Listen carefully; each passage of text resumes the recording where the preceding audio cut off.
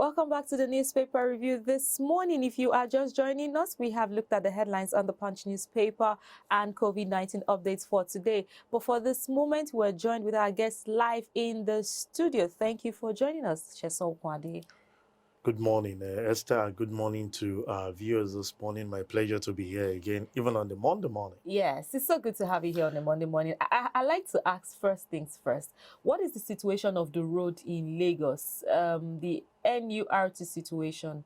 What is it like? I know that last week there was the crisis between the road union workers and the leadership. But this week, did you see a difference on the road? Are they still there? Yeah, well, while I was coming this morning, not too much of them. Okay. You learned that the Lagos state government actually suspended the NURTW, Yes. on the road, and I trust the leadership that they will definitely comply with those things, because the main aim, as we read from the Commissioner of Information, was for peace to reign, because it's actually about two factions. Now, even though the leader, MC Oluomo, said, well, he has not gotten anything, and every opportunity to discuss with the national body has beat a deadlock. Okay. So he is actually pulling out. And the state government, under where they actually operates, has given an instruction that at least for now, they should be suspended. But for me, in as much as that is done, we need to look truly to that to check out that they later don't turn to be miscreants that will be disturbed. Because as a matter of fact, that is their own source of livelihood. They come out in the morning with that projection of having something to do. And as we speak, they are going back home to say there is nothing to deliver at the end of the day. Remember, they are not structured like ASU, like the doctors and all other things, that you have a fixed salary you take at the end of the month. Exactly. There is per day. As you come out in the morning, you make your earnings, and you're able to go back home with something. So for me, I feel the crisis should be managed, and within the shortest possible time, agree to the right thing that is expected of them, so that everyone can be at peace. Okay, but a lasting solution that Lagosians are looking for, what does a lasting solution actually mean? When we say that, Lagosians and residents are looking for a lasting solution, what does because sometimes it might feel like it doesn't affect you as a car owner. What has Lagosians got to do with this in the first place? A lot. Come to think about it, NURTW is a registered arm of the government. They generate revenue for the government. They are it's like a union on its own, representing the arm of the transport system. And if you look at a state like Lagos, even the first team agenda has to do with transportation. In as much as we might think that they don't have their own role, most of the time when there are bottlenecks, the only person that understands the language of those commercial bus drivers are these NURTW. I've seen instances at areas like K2 in the morning, Agege. I've had opportunity to go there, independently have a feel. When these guys are out to work and control the traffic, Esther, be rest assured that those guys will comply. The traffic will be controlled. It will, because they understand their language. You will not want to fight with them. You don't argue want to. with them. They are your superior. So when they tell you form a queue, in fact, they respect these drivers. Respect them more than the law enforcement agency. Oh, wow. Because one thing they know is that in as much as you want to claim that you can use force, they have more superior force than you do, and you won't want to try their. So the lasting solution is they are registered arm of business. Government should look for way. The tussle is between the state and the national. Come to an amicable place in such a way that MC Oluomo is saying he's pulling out.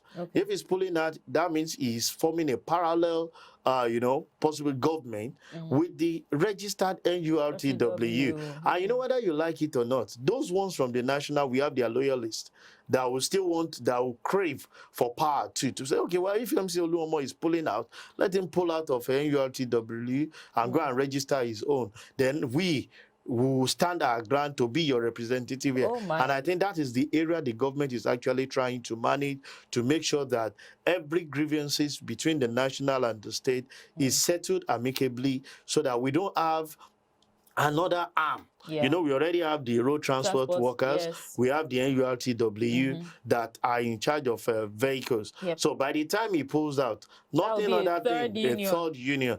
And those other two are already causing, you know, what we call a hardship with what they collect from the motorists, you know, the communities on daily basis. Because it's not only them, that thing, that cost is transferred to every commuters, That's to true. every passengers. That's true. Because that's the only way the drivers can make two ends meet. So that's the lasting solution. Government coming to make sure that the issues between the national and the Lagos State chapter is resolved, and do not get to the extent where they have to pull out completely and they go about to possibly register their own arm, because they must work. They've enjoyed these largesse, and you don't expect them to just shut down. Go. They won't. Okay, let's talk about another union now. This union has been in the news for some time. I can imagine that you know where I am headed for. However, it's 1 month. It's March 14, exactly 1 month since ASU called for an industrial action. And the question is simple. As we are awaiting ASU's decision, what do you expect that their meeting would give us at the end of today?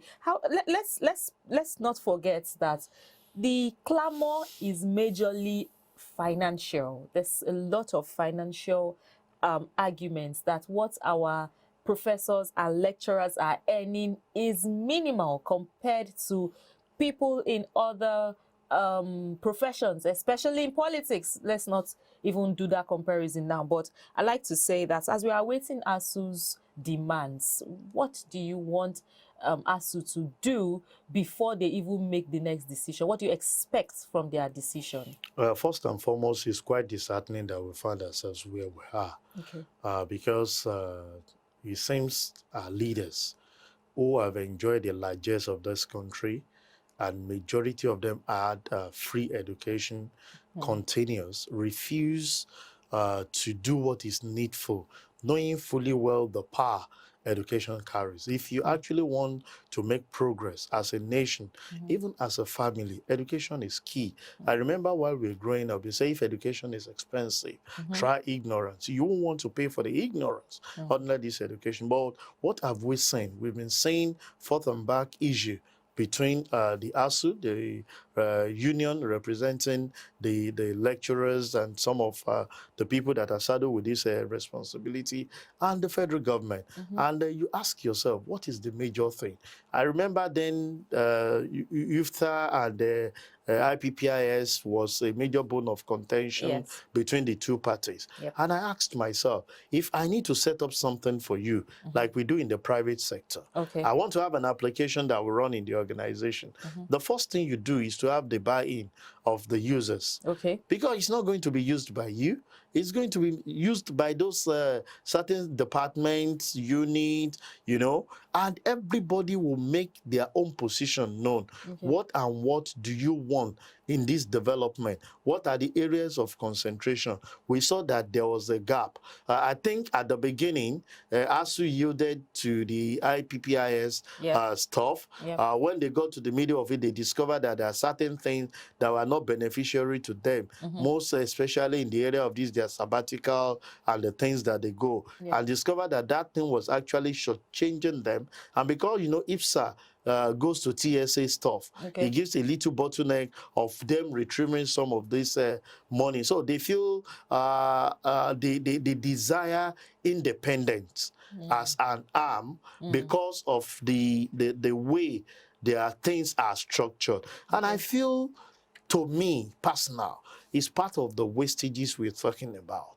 I think before they even commenced the issue of IPPIS, which was done globally for the civil servant, and they expect ASU to be one of them, there should have been wide consultation. As we speak, IFTA is, on the other hand, it cost millions or billions of naira to set up that application. IPPIS is, on the other hand, it costs so much even to. So there should be a common ground. And what I see playing here is individual interest. So let's make this clear for the kind of viewers that we have, because we probably have some people watching outside Nigeria. So if, for instance, I am working here and I would like to have my salary as maybe shares or as maybe bonds or something else, but my boss insists that we're going to give you cash, we're going to give you through this platform, do I have the right as a staff to say, I don't want it through this platform, this is how I want my salary? Yeah, I think the fundamental thing, there are two distinct things that must be candid.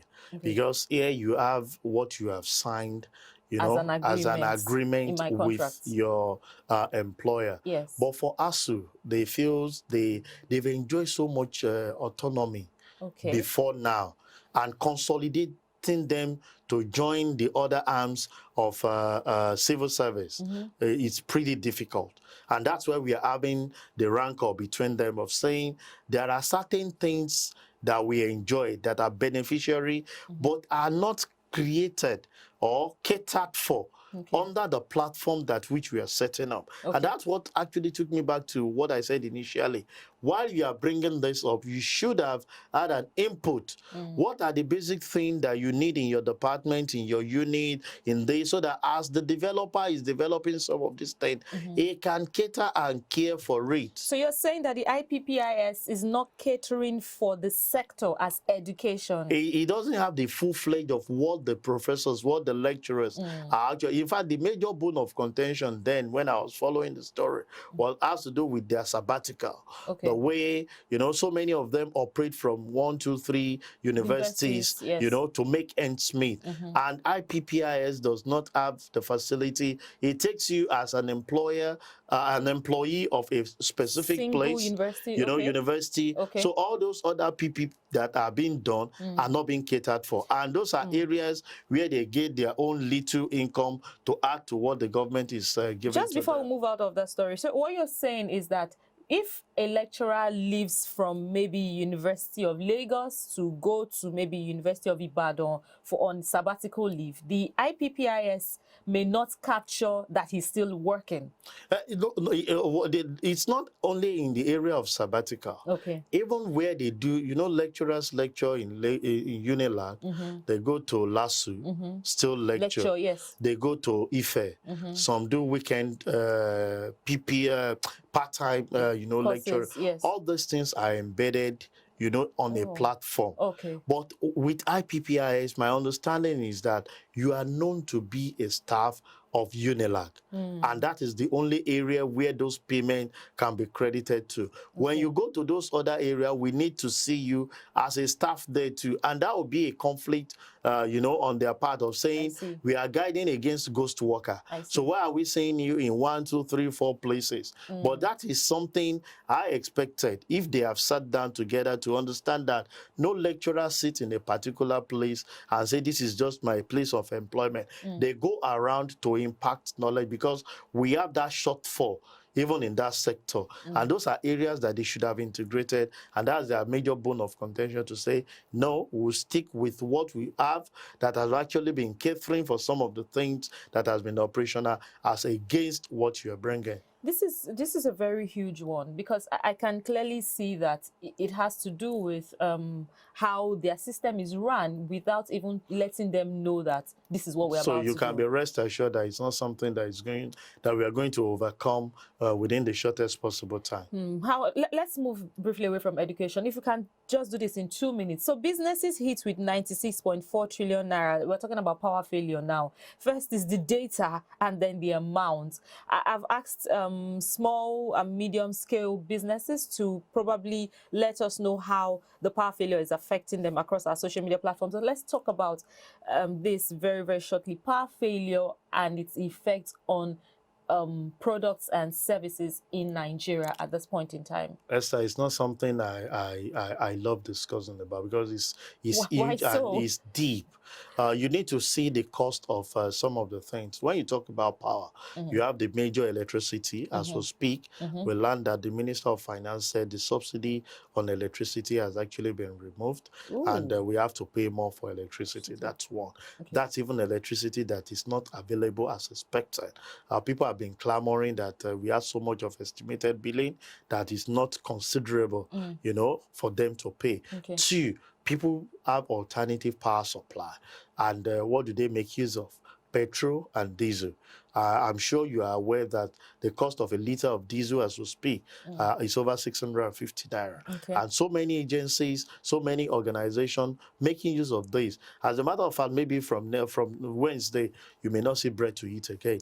Because yes, that's also in the news. Bakers are complaining that the prices of things have gone up. Of course, and diesel plays a major role because they have to be on 24/7. I'm sure to travel to Abuja like we can do in the morning and come in the evening is no longer visible because the jet oil, the J1 has increased to about 600. Yeah. And as at last week, they gave 72 hours notice to the government that if nothing is done to regulate that, they will shut down. So you can imagine the impact of some of these things. And my basic question is the failure of the government. We are attributing it to the problem in Russia and Ukraine. As far as I'm concerned, it's part of our failure in the sense that we fail to plan.